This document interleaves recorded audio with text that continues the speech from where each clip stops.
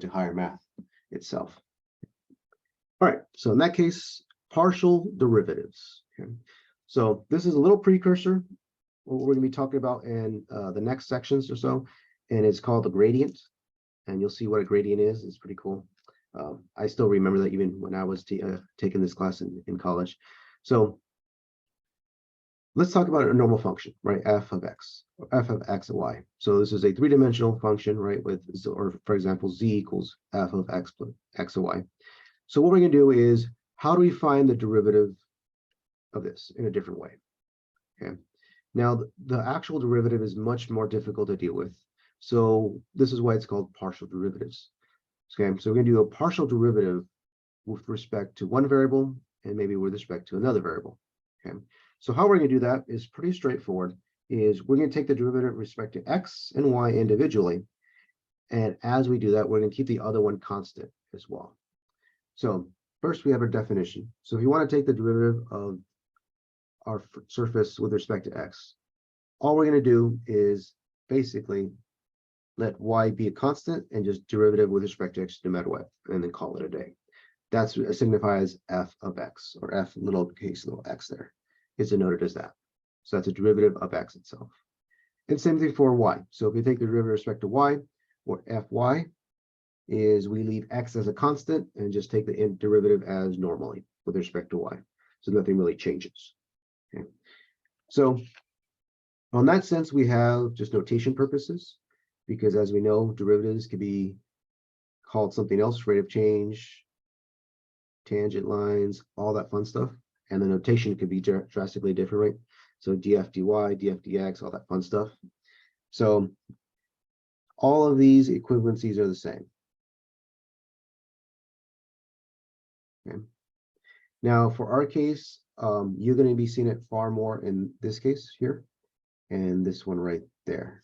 Those are the two favorite ones for our book.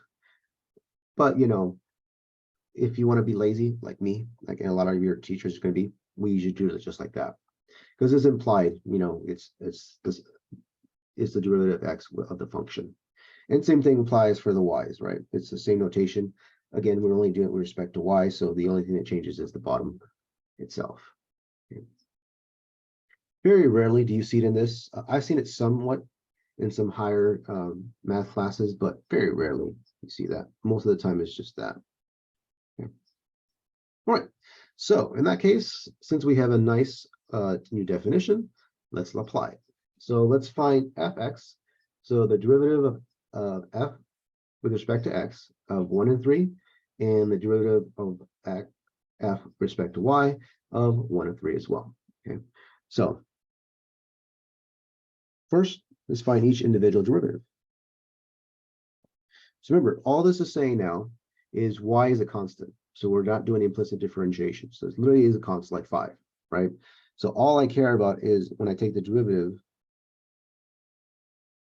is that right there, for instance. So everything else goes away. So if I just literally just put that, the derivative of e to the x is itself, and I attach everything else.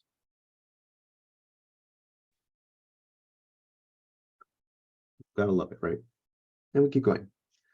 This is going to be 3 times 9 is 27.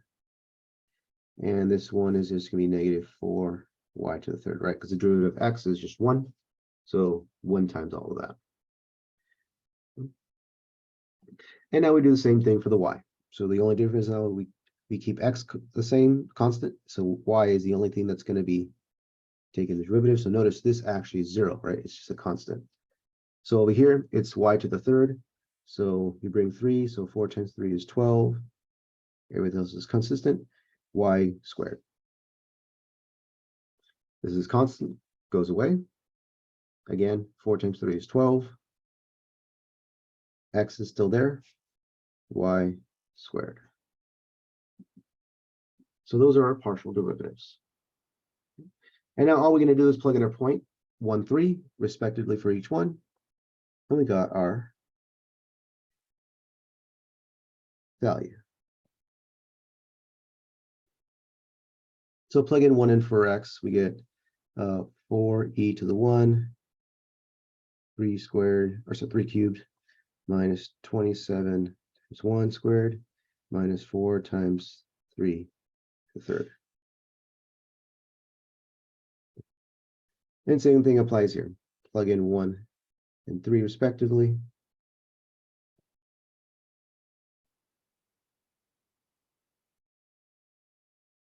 We get that. So just to finish up, so 3 to the third is 27 times 4 gives us 108. And this over here gives me what, 27, so it's 108. So 108 plus 27 gives us negative 135.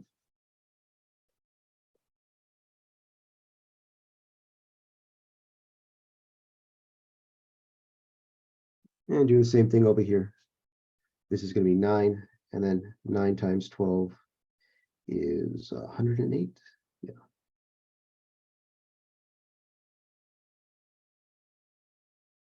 Minus 9 times 12, which is also 108. So there is our answers.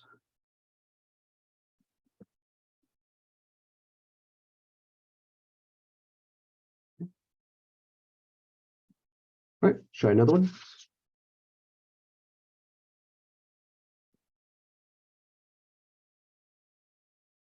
So x will be 9x squared e to the y. F with respect to y is just itself. And again, we just plug in 1, 3.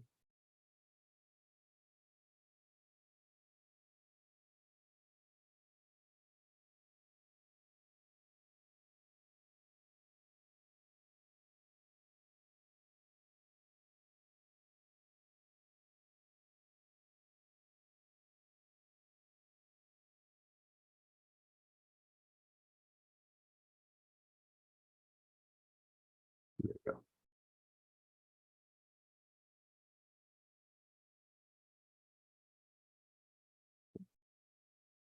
All right. So now the question becomes, what does this mean to us? So, okay, we can get the partial derivatives. Okay, we got a definition of what it does, but what does it mean in space, right? What, okay, derivative means slope, right? We all know that derivative is the slope of a rate of change. So we have kind of what that concept represents. So it's a rate of change of something, right? That's the key thing. So to do so, let's go back to what's going on.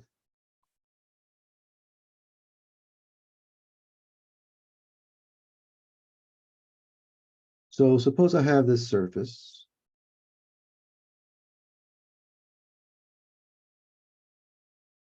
And we'll call this S, surface S. And let's suppose we have a point P right there on the surface. Now, we're going to say we have a curve. Okay. So let's say we have curve 1 and curve 2. So what do you mean by a curve is starting from here, it goes through P and goes to the other side. We'll call that C1, that's the first curve. And same thing applies on the other side. At least we have a curve going here, going through P again, and just touching there. So this is, let's say, curve 2. So 2 different curves crossing through our point P on the surface. So now, as we've just found out a couple sections ago, right? Therefore, we have tangent lines everywhere. So each curve has a tangent line because, right, we can go find the tangent line through the point. So let's suppose this is the tangent line, call that T1 of our curve C1. And let's do the same thing for C2. This is our tangent line, T2, for capital, for curve 2.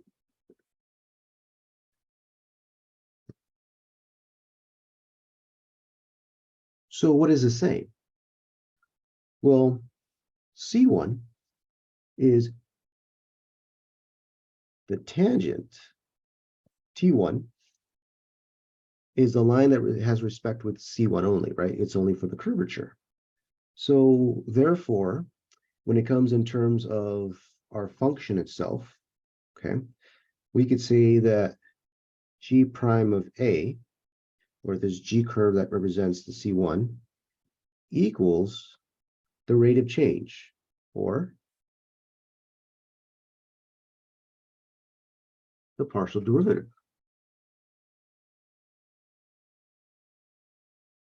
And the same thing applies if I go the other way. So therefore, the tangent T2, or the line of T2, right, represented as another function of the curve, let's say call it H, that derivative at that particular point P, you guys remember, because P is represented as in space A, let's say A, B, and C, for instance, right, is equal to the partial derivative of that, only going in the y component. And you can kind of tell because here's the x values, and notice is the tangent at C, or at C is kind of going this way. And same thing on the y, it's kind of going that way. So it's only represented as the y's. So the whole point of this concept is the partial derivatives as a slope of the tangent lines at C, C1 and C2 represented at P at the point P, is the rate of change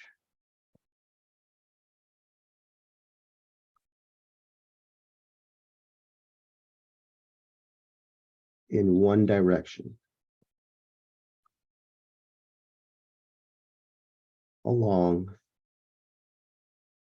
a curve C. Well, again, with respect to x and y, right? So we're finding the change in direction in the x component if it's this one, and we're finding the change in direction in the y component if it's this one.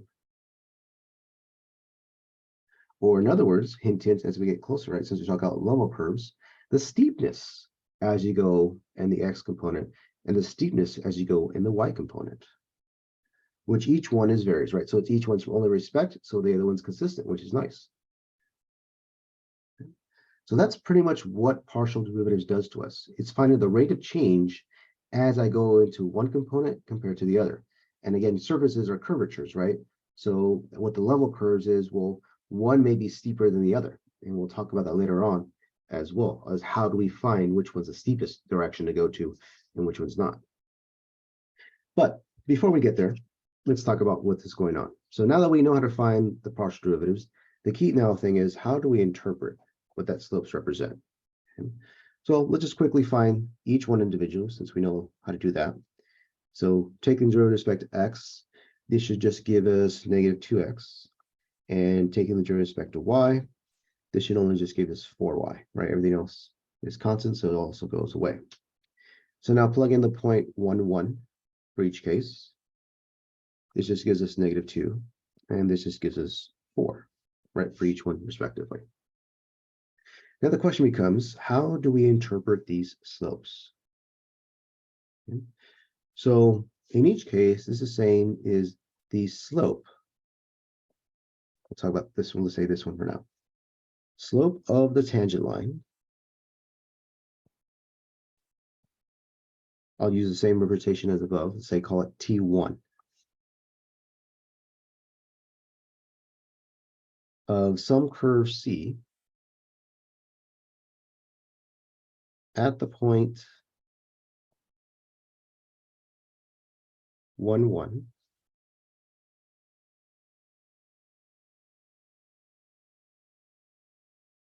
is negative 2.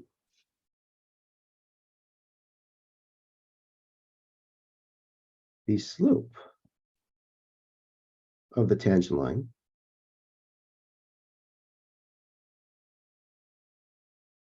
call it T2 of some other curve C, or I'll just say C1 and C2, same directions over there.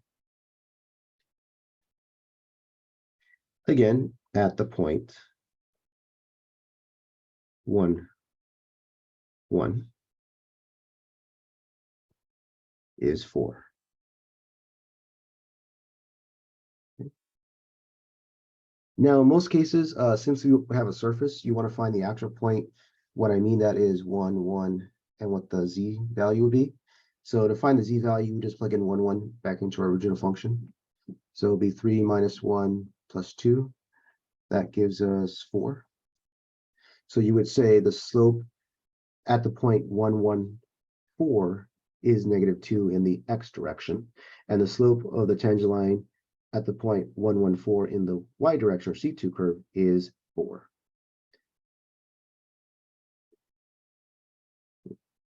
And again, a little precursor, if it's negative, it means slope is going down, so you're going downhill. And since it's positive, that means on the y direction, you're actually going uphill. Pretty crazy, huh? So let's actually put an application problem to this. That's the interesting part. So the body mass index of a person, so BMI for short, if you're not sure what that means,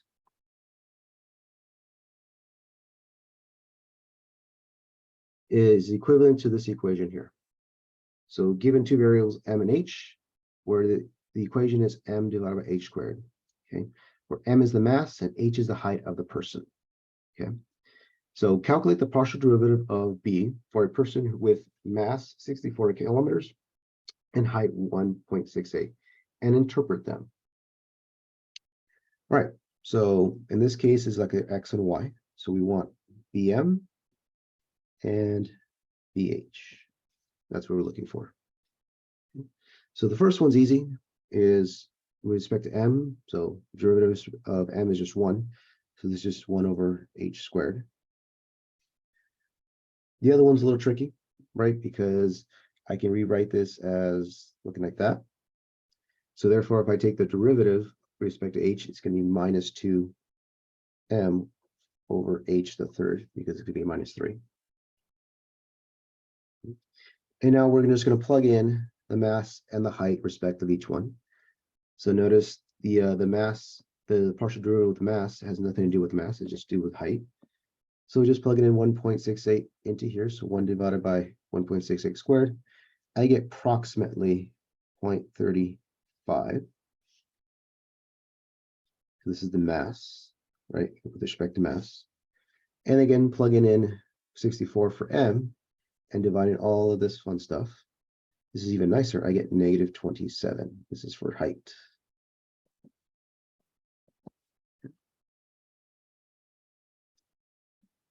Now the question is, how do we interpret them? Okay. And it follows the same template as just a general curve, right? This is the rate of change, is the tangent line, right? The slope of the tangent line. So going back to a rate of change. So if the weight of a person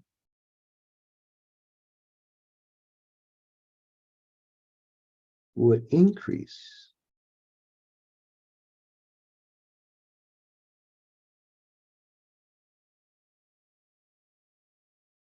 in kilograms,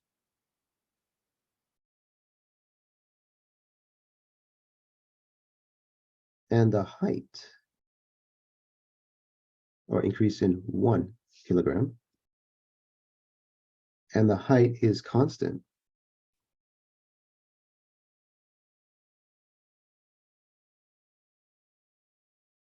the BMI would increase, because it's positive, by a factor of 0.35.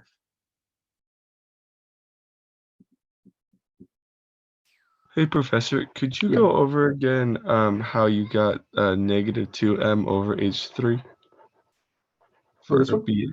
Yeah. Yeah. So you take the derivative with respect to h.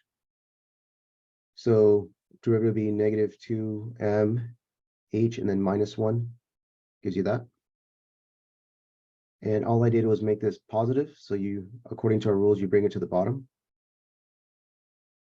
Like that. So this is an exponent rule. To make it an exponent positive, you just flip it to the opposite where it's supposed to be. Okay, thank you.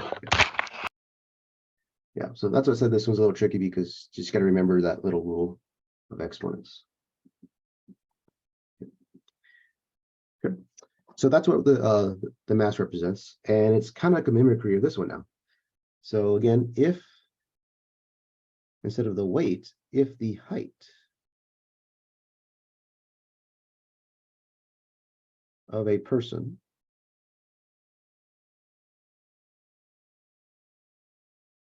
would increase,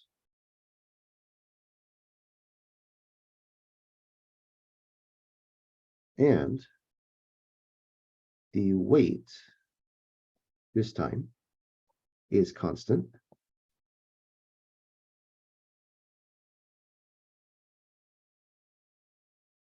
then the BMI would decrease. Hence, because it's negative, right? Decrease by 27. Okay. Now, here's the interesting part. Height is in meters. So this doesn't really make sense. Like you would decrease by 27 meters, right? That just doesn't really make sense, right? When it comes to it. So we kind of tweak it. Okay. So we're going to change this into centimeters and let's say 0.27 instead to make it, make more sense. So in this case, this will be kilograms. There's no way you would go down, by 27 meters. That doesn't really make sense.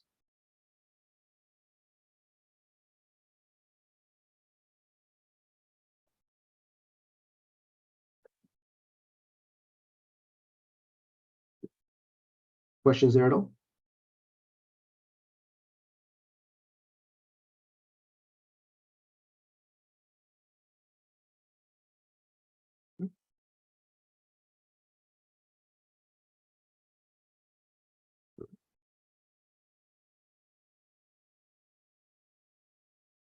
Now again, right, we're in surfaces. So sometimes, as you notice, right, there's some surfaces that have z implied, right? They're not z equal. So what if z is in the equation itself of the surface? Well, guess what? This is everybody's favorite. Implicit differentiation. But again, don't worry. You guys all have passed a single variable, so we're not going to go too crazy into the implicit. It's going to be pretty straightforward type of equations. But just in case, a little review for implicit, you essentially take the derivative with respect to each one individually, and then just solve for it itself. So in this case, we're going to solve for dz dx and dz dy individually, right? So it's kind of like a chain rule. I'll give you a shortcut how I always teach my kids, my Cal 1 kids, how to do so. But before we do that, just do each one individually so you can see how it's going to work. Okay. So find the derivative with respect to x. So that's going to be just 12x to the second power. That goes away. That's a constant. All right. So here is our first thing. So if I take the derivative just normally with respect to z, it'll be 3z squared. And now because we're doing implicit, you just always add on a dz dx or dz prime, whichever you feel more comfortable doing. Because again, remember, this is the same thing as z prime. Same thing over here is z prime with respect to the same thing. It's just a slang version of doing it. Okay. And we keep going.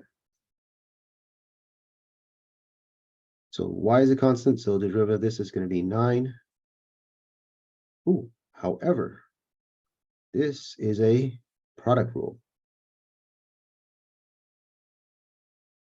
The fun stuff there, right? So chain rule, product rule, all those apply. So we'll do the easy one. Derivative of 9x is just 9. Everything else is constant. Plus, everything is constant except for the z. So the derivative of z is just 1. So we get 9xy dz dx as the derivative. And this whole thing is equal to 0 because the derivative of 7 is 0.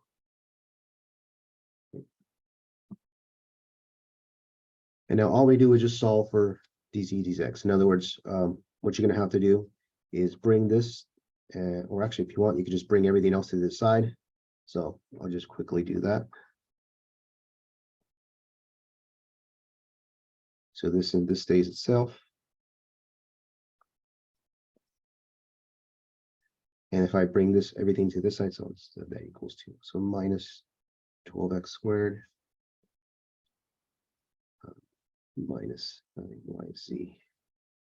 And now I factor this out and just divide it over. So factor it from here and divide everything over.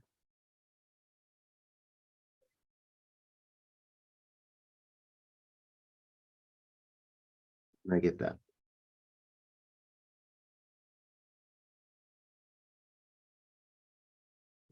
So that's our first of the 2 answers we need.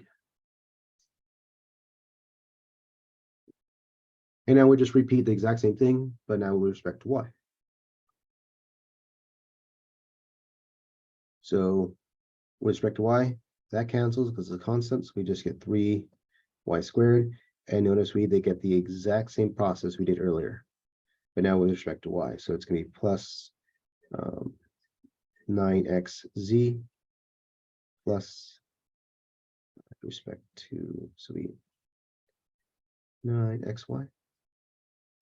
Yeah, 9xy dy this time equals 0.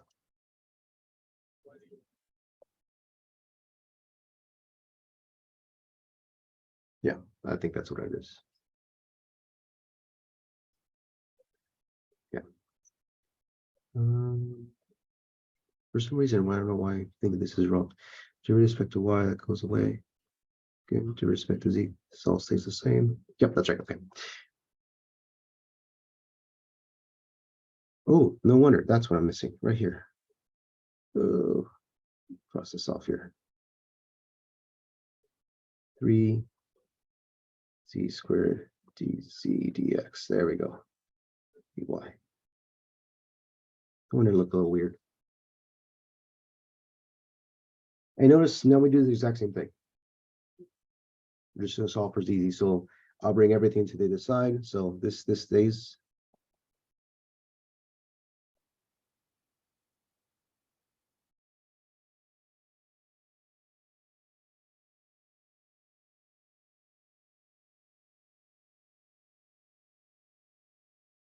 And then again, same thing. Factor it out and just divide it over.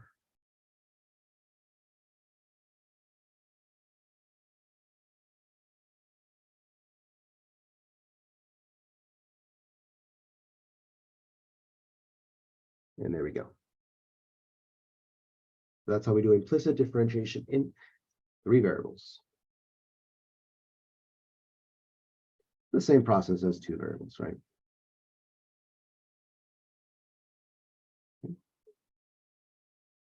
Now, however,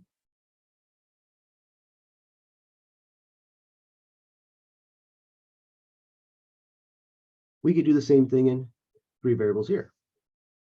Fx, fz, fz, meaning find the partial derivative with respect to all 3.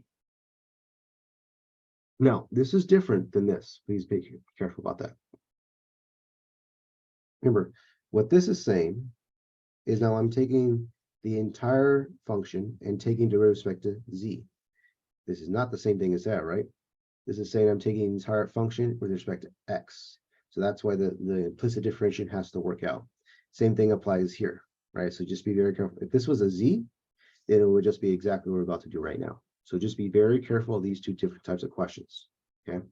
Because this time it's as straightforward as you may think as the last time. We just take the derivative with respect to x only. So e to the x is just chain rule, right? Derivative of the inside times the derivative of the outside. So the derivative of the inside, we'll call that u, is what is it called? xy. So if I take the derivative with respect to x, I just get y times everything itself, and then z is also constant. So I get that.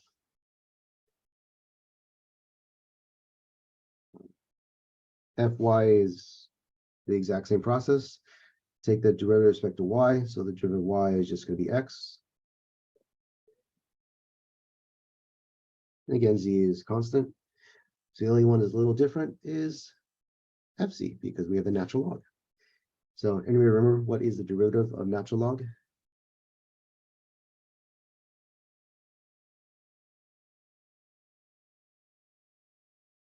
One over x. In this case, 1 over z. So those are our partial derivatives. Professor? Mhm. For the last problem, would we lose any points or anything if we just divided out the 3's to get a shorter answer? Nope, that's fine. Okay. Yeah. So any algebra is fine, right? Yeah, any algebra is fine. You could factor some stuff out, but you know, why bother, right? Unless you like to do that kind of stuff. You'd be surprised, the higher you go in math, the less algebra simplifying people care about, because it's like, yeah, sure, I could do that, but do I really want to, kind of thing. You know, exactly. Algebra is like everything must be simplified, right? All right. So now that we have first order, not first order partial derivatives with respect to f and x, y, but we can apply now to 3 dimensions, right? F, y, and z. Well, if I could take the first derivative, what's the difference between taking the second derivative? And that's exactly what we're about to do right now. So higher order derivatives, or the second derivative itself. Now, this, however, we have a little bit of fun doing so, because we're only going to do it for 2 variables for now, but we could technically do it for 3 variables. What I mean by that is like this. Okay. So if I take the second derivative, I have second derivatives combinations. So what I mean by that combinations is, well, I can take the derivative with respect to x, then x again. I can take the derivative of y, and then y again. Or I can have a combination of them. I'll find the derivative of x first, and then derivative of y next. Or I can define the derivative of y first, and then the derivative of x. So I actually have 4 different ways to do this now, right? So if you guys went to like factorial combinations, you know, you could do the same thing here, pick 4, choose 2, right? So just give us 2. So pretty interesting stuff. So if you go to the 3 dimensions, you can figure out how many we actually have there as well. So it gets, you know, the higher order derivatives get pretty larger. But in our case, whenever they ask for these, calculate the second partial derivatives, means to calculate all 4 of these itself.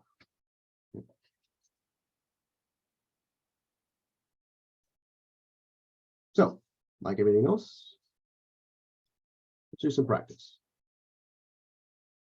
So find the second partial derivative, so all of them, so all 4, using this one.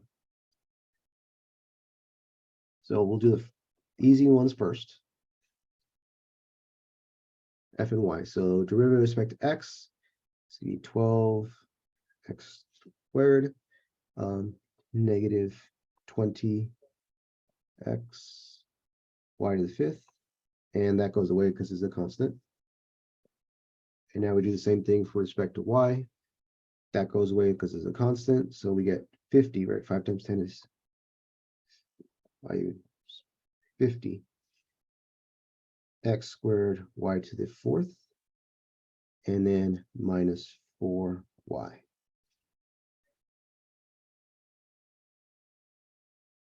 Okay. All right, so now we're going to break it down. So we'll just do the easy ones first. So fxx. So now we're going to just take the second partial derivative with respect to x. So that's going to give you 24x minus derivative of x is just 1, so 20 y to the 5th.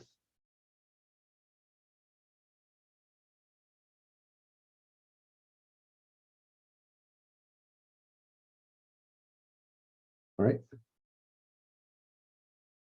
Do the other easy one, fyy. So this one with respect to y. So that's going to be 5 times 4, so 200. So negative 200 x squared y to the 3rd minus 4.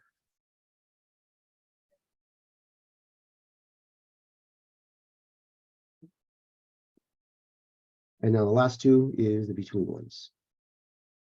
We'll just go in order, x, y. So take the derivative with respect to y. So that's gone. And 5 times 20 is negative 100. X, y to the fourth. And now the other way. So now here, with respect to x. So 2 times negative 50 is negative 100. X, y to the fourth. And this goes away because of respect to x.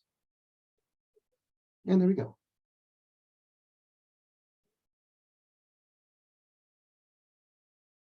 Now, this is interesting. They're the same. So do I really need to calculate both of them? Or is it just this example only that this will work? Or there's a nice pattern that goes along? Well, just like everything else, what is this happening? Right? We talked about a partial derivative, what it's doing, right? It's the tangent plane of the change in direction you're going to. But what does the second derivative give us?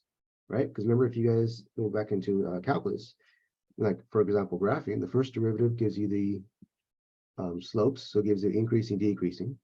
Second derivative gives you concavity, concave up, concave down on the graph itself. So here, first derivative gives us the slope of the tangent line of curves. But what's going on here?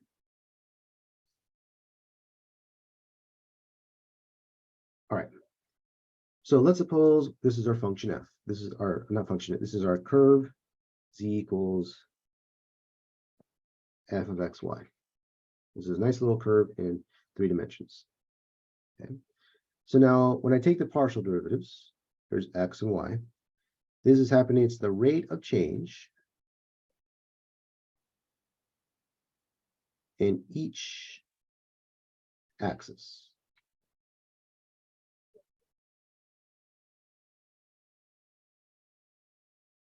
Okay.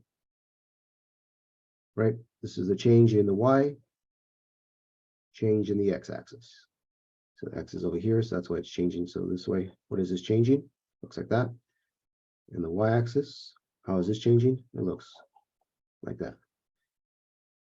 Notice it's always increasing, hence the reason why it's above, right? That kind of makes sense.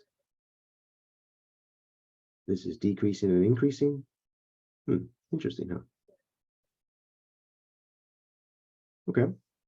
Now what's going on from here to there? So for each individual case, we'll talk about that in a little bit. These arrows, as I take the partial derivative with respect to y and x respectively again, right, not including the combination, just like it was in single variable, it is the concavity in each axis.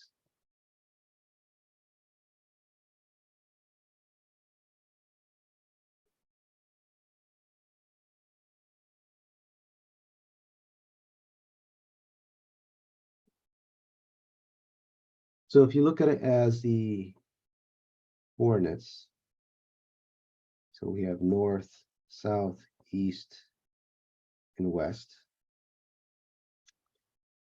Let's say the x scale tells me how much I'm going east.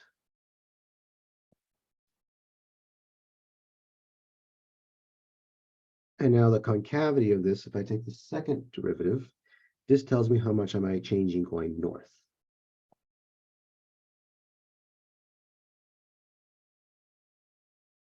Remember, we're only going in one direction. East, west, north, south, right? Depending on our conversions. Now let's talk about this. Okay, so this is telling me how much you're actually going in the diagonal. Northeast.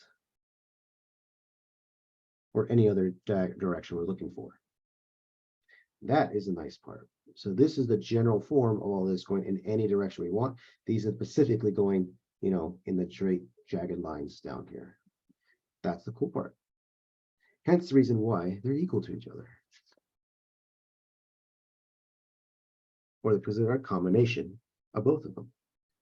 Because it doesn't matter if you went north and you're going east, because the same thing as going east and north. You're going in the same direction. Pretty crazy, huh? That's why I like math. Everything has a purpose.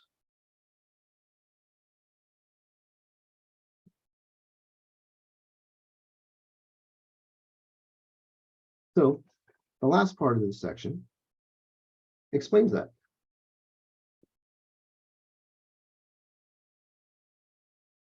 Now, the thing is, not all surfaces follow this template, but for our cases, and most of our cases, about 95% of our cases, they will, which is the best part, because we always like to do the ones that work. And then the people that go into their PhDs are the ones that don't work to make them look work, right? That's the cool thing. So we have a very big theorem. We're going to use it a lot this semester. And I don't know how I'm going to butcher his name, is Clairaut's theorem. Clairaut's theorem, something like that. You know, all these French people, they're too smart to do their names, like, you know, Descartes. I know some people do say it differently and stuff like that, but his theorem says, suppose that F is defined on a disk D that contains the points AB. So we have a point on this disk. Okay, so think of it a disk D and some point on here. That's AB. If the functions F with derivative of F with respect to YX and F with the derivative respect to XY, these actually should be the other way. Go ahead and change these real quick. I messed up. So I happens to go too fast. Are both continuous on a D, so meaning, right, you could take the derivatives. There's no breaks in the derivative. It's continuous. Therefore, they are the same at that point. So that's what this Claus theorem says, and it's actually going to be applied to triple integration when we get way down the line as well. Okay. Now, a consequence of this theorem is a quick little application of partial derivative equations. Laplace's equation. So if you guys don't know who Laplace is, you're definitely going to find out who he is, especially if you go into fluency and buoyancies and all that. So Laplace's equation basically says if you take the second derivative, partial derivative, with respect to two variables, they equal 0. So this is so important and so particular that this is actually used for harmonic sequences or functions and heat conduction. So all of this, which is crazy how, you know, heat is conducted, fluid flow, and electricity. So all of this is an application of this very simple equation. So, you know, pretty much half of our infrastructure is based off this equation, right? So pretty crazy. Yeah. So electric protection, since it's so hot in California, you know, we should be happy with what he did. Okay. But anyways, so we want to show that the u of xy of e to the x sine y is a solution to Laplace's equation. So according to Laplace's equation, we're going to find the partial derivative twice with respect to x and respect to y. And if we add them together, we want to show it equals 0. Okay. So we're going to find u prime of x and then u double prime of x, and the same thing on the other side, u prime of y. Actually, I don't need to do that. We're doing partial derivatives. Forgot. I have too much derivatives in my head. There we go. That's what we're looking for. Okay. So the derivative of u with respect to x. So derivative of e to the x is just e to the x. Y is constant. And since we're here with the second part, it is the same.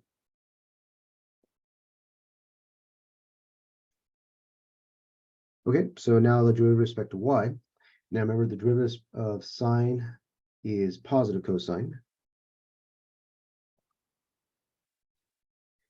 And again, with respect to y, so the derivative of cosine is negative sine. Okay. And then we want to show is if I add these together, do I get 0? And if you notice, we actually do, right? So e to the x sine y minus e to the x sine y does actually equal 0. So it is a solution to Laplace's equation. And there's a whole theory and class on functions that are used to figure out, does it actually